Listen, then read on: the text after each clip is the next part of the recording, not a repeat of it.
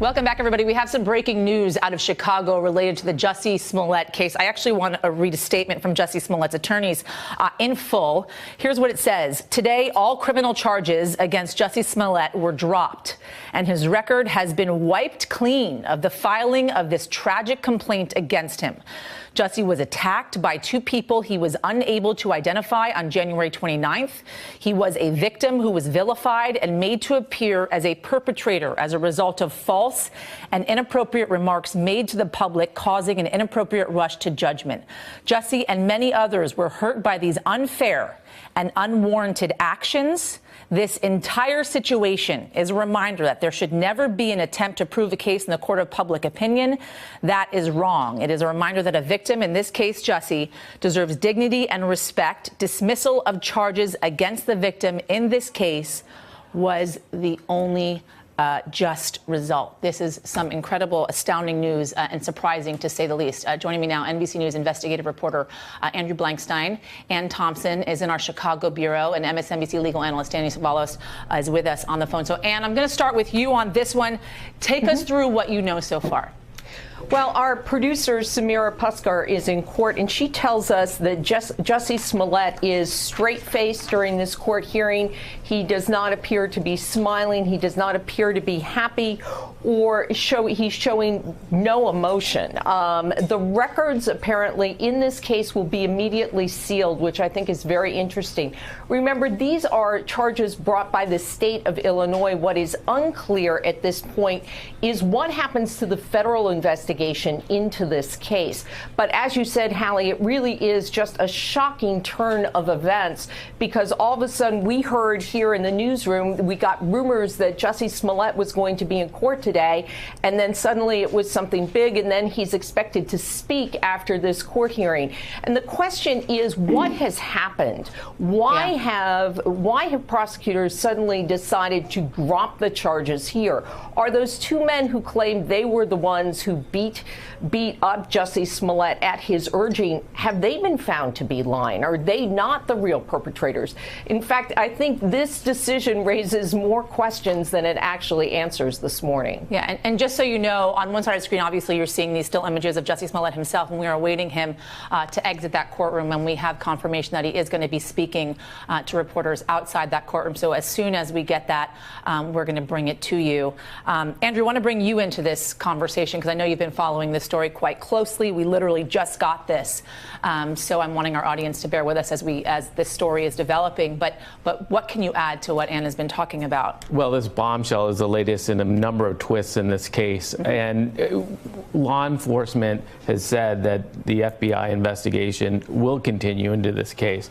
The question, again, really hinges on what happened with the grand jury testimony, what happened with the Osundairo brothers, what did they say? There was a recusal by the lead state attorney who was replaced. So all these, potentially factor in. But again, Chicago PD hasn't made any kind of a statement with regarding these facts, and we should expect that shortly. There's just a lot that we still don't know this morning, but it's quite a turn. And I'm sure that you watched the press conference from the Chicago Police Department, as we all did, a couple of weeks ago when everything changed with regards to Jussie Smollett. This must have been incredibly surprising news to you, to say the least, this turn of events. When I heard that there was going to be an emergency hearing, the first thought was, because of some of the things that have been going on vis-a-vis the Avenatti case and Mark Garagos being mentioned in that case, that somehow this was going to have to do with a new counsel. Then come to find out, no, all these 16 charges are going to be dropped. Remember, they had a two-count indictment that was later added to a couple of weeks ago. And in fact, we were with Mark Garagos that day.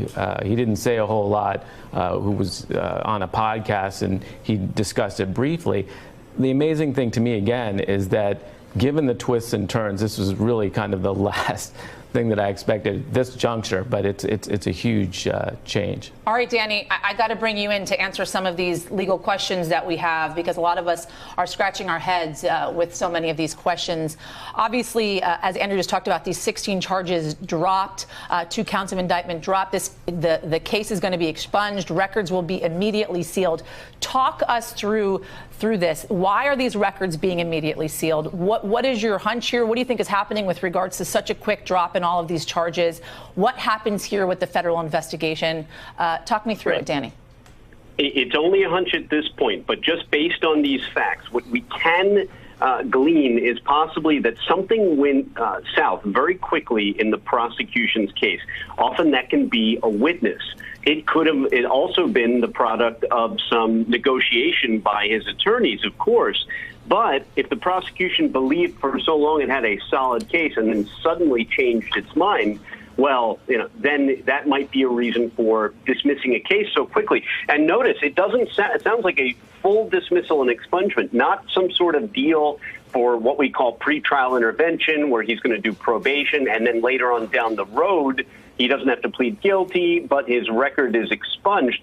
This appears, at first blush, to be a full unconditional dismissal, which only usually means that the prosecution's case has gone south. Now, remember, Jussie Smollett was investigated and charged in state court for disorderly conduct, which in Illinois can include making a false report to police. That can be a very serious crime, much more serious than the name implies, disorderly conduct.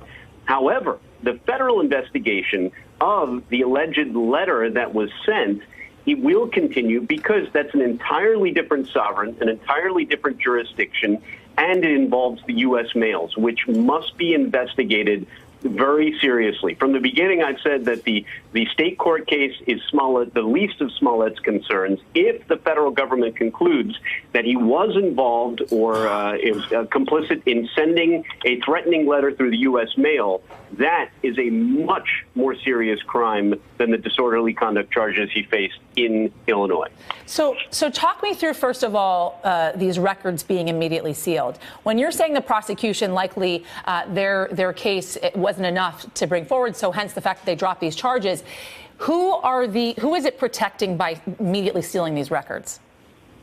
It's a very beneficial thing to Smollett, and to do it immediately. Every state is different. They provide for a form of what's called expungement. And that means really if a case resolves in a defendant's favor, depending on the rules in each state, he should be able to have his record cleared. And that includes his arrest record, because unfortunately, these things linger on the internet for forever. So as a criminal defense attorney, you always have an interest, if a case is dropped against your client, to see if you can get the entire record expunged. Obviously, there was no conviction, but that arrest record remains in the system. And so that expungement will benefit Smollett because the court will send an order around to the FBI, to the fingerprint division. All of these different places that had his information will hopefully expunge it after the court issues this order. But that's a benefit to criminal defendants if and only if a case resolves in their favor. You can't get a record expunged if you were convicted, served your time, and just have no more time to serve. So this immediate expungement, a process that normally in the states where I've practiced takes many months or even half a year or so to get done, to have that done immediately shows that the prosecution must have been very much on board with this entire deal, with the dismissal and the immediate expungement of his record. So Andrew obviously brought up the brothers as well. The brothers' testimony, it was the brothers' relay of events from that evening that initially changed everything with regards to what Jussie Smollett took place. So does this become a he said situation? Danny, did I lose you? Oh, sorry. Yeah, no, I thought that was for Andrew. Go ahead. I'm sorry. No. So I said Andrew brought up the question of the brothers. And basically, we know the brothers' sort of version of events from that evening is what changed the case, for Jussie Smollett. It's what turned it on its ear. So does this become a he said situation where they were believing Jussie Smollett over the version of events that took place from the brothers' point of view? That's a safe inference at this point, because a lot of this case, although there is some surrounding circumstantial evidence, there's video apparently, there are apparently allegedly payments with a check, things like that that we can make inferences about. But obviously key is the testimony of these two brothers who were not initially charged, were essentially absolved of all guilt from the outset. So that that indicated that the police believed that they, if anything, they were unwitting dupes in Smollett's scheme. Now, perhaps that's been turned on its head. Perhaps the police have discovered something about their story, the brother's story, that doesn't add up in such a compelling way that they no longer believe there's any probable cause. And more than that, they're taking the affirmative steps of cooperating with dismissing the case in its entirety. This is an exceedingly rare thing for a prosecution to do. And really, the more that's coming out, it really seems to imply that something went seriously south in the prosecution's case. Hey there, I'm Chris Hayes from MSNBC. Thanks for watching MSNBC on YouTube. If you want to keep up to date with the videos we're putting out, you can click subscribe just below me or click over on this list to see lots of other great videos.